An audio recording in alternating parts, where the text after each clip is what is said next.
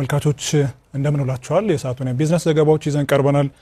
አብራችሁን ቆዩ። የወልዲያ ከተማ አስተዳደር ገቢዎች መምሪያ በ2018 በጀት ዓመት ከ1 ቢሊዮን ብር በላይ ገቢ ለመሰብሰብ አቅዶ እየሰራ መሆኑን አስታወቀም። መምሪያው የ2018 በጀት ዓመት የግብር አሰባሰብ እቅድ ላይ ከባለድርሻ አካላት ጋር መምከሩ ተሰምቷል። ካሳሁን ኃይለ ሚካኤል በዝርዝር ይነግረናል። የወልዲያ ከተማ አስተዳደር ገቢዎች መምሪያ የ2018 የግብር አሰባሰብ እቅድ ላይ ከባለድርሻ አካላት ጋር መክሯል። የከተማዋን ልማት ለማሳለጥ ገቢ ወሳኝ በመሆኑ በትብብር መስራት እንደሚገባ ተገልጿል። የምክክሩ ተሳታፊዎች የገቢ ምንጮችን በመለየት ገቢ መሰብሰብ ትኩረት ሊሰጠው እንደሚገባ ነው የገለጹት። በየአርስቱ ምንድነው ያለን ፖቴንሻል ብለን ለይተን ትኩረት ሰጥተን ተጋግጠን ካልሰራን በስተቀር የምናየውን ኮሪደር ያቀርነውን ልማት ማምጣት አንችልም። ልማት እንዲመጣ ከተፈለገ መጀመሪያ መቅደም ያለበት መሰብሰብ ያለበትን ገቢ መሰብሰብ እንችላለን። ከተማና መሰረተ ልማት ብዙ ባለ ጉዳይ የሚመጣው አብዛኛውን ከ10 ዓመት ከ13 ዓመት በፊት የነበረውን ችግር እየፈታን ስለሆነ ያለ ነው። አዲስ ሰው ሰርተን አናውቅም።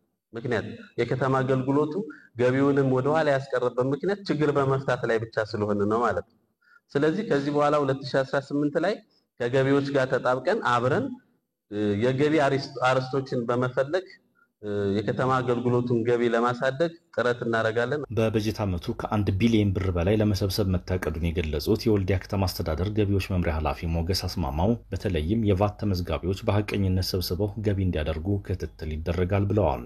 አጠቃላይ በከተማ አገልግሎትን በመደበኛ ገቢ ከ1.1 ቢሊዮን ብር በላይ ለመሰብሰብ በእቅድ ይዘን እስከ አንደኛው ሩብ ዓመት ድረስ ወደ 237 ሚሊዮን ብር ሰብስበን 21% ላይ የምንገኝበት ጊዜ ላይ ነው የምንገኘው ማለት ነው። ውክልና የሰጠነው ግብር ከፋይ ይሄን ባት በአግባቡ ሰብስቦ ወደ ገቢ ተቋም ከማምጣትና ደረሰኝ ቆርጦ ለተገልጋዮች ከመስጠት አኳያ እንዲሁ ባለመቁረጥ ወደ ራሱ ኪስ የማስገማት ባህሉ ከጊዜ ወደ ጊዜ መሻሻልን ያላሳየ ስለሆነ እዚህ ላይ አርቲኩሌት አድርገን 2008 ላይ የምንሰራው እንደሚሆን ታሳቢ አድርገን ዛሬም በትኩረት የስራ አስፈጻሚዎቻችን አቅጣጫ የሰጡበት እንደሆነ ታዝበናል ማለት ነው። እናጠናክረን እንቀጥላለን። የወልዲያ ከተማ አስተዳደር ምክትል ከንቲባ ንጉስ ዝናቡ የከተማዋን ልማት ለማሳለጥ ግብርን በትብብር መሰብሰብ እንደሚገባ አሳስበዋል።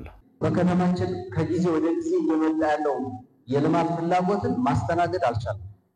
ስለሆነም ይህ የገቢ ስራችን ለገቢ ተቋም ብቻ አንጠልጥለን የምንተወው ሳይሆን እዚህ ያለነው አካላቶች ተቀናጅተን መላ ማህበረሰባችንን አንቀሳቅሰን ግብር ማሳካት ያስፈልጋል።